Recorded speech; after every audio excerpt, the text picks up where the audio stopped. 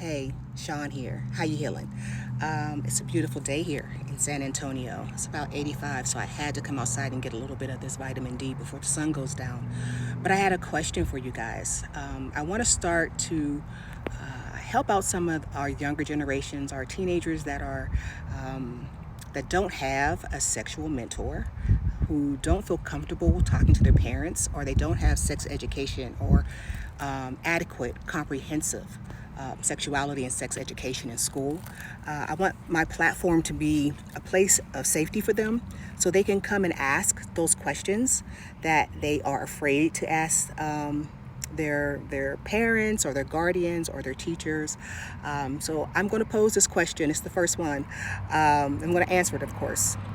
What are some of the things that you, when I mean you, I mean my 70s, 80s, 90s babies, would have known about sex before you had sex that would have improved things for you?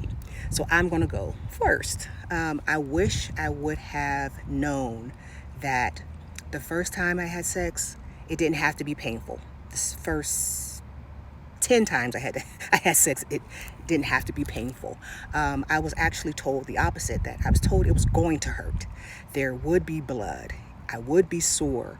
I wouldn't enjoy it. Moan anyway, and just kind of grit my teeth and bear through it. And that the more experience that I got and the more that I had sex, the less that it would hurt. And of course, at 48 years old, I know a whole lot better. And I know that it did not have to be that way. And I don't want other young ladies and girls and even guys to think that they're supposed to be hurting a woman or being told that she's going to be bleeding, it's going to hurt, it's going to be painful. That's not the experience I want kids to have. I think it has a big impact on the way that especially women view sex, and why there's so much infidelity, and why it's so hard for men and women to connect now when it comes to sex, because men's sex drives are so much higher than women's. Well, of course, if the first time you did something and you had sex, guys, and it felt like somebody was kicking you in your balls and punching your dick for 10 minutes and you're supposed to enjoy it, you wouldn't want to have sex that much either.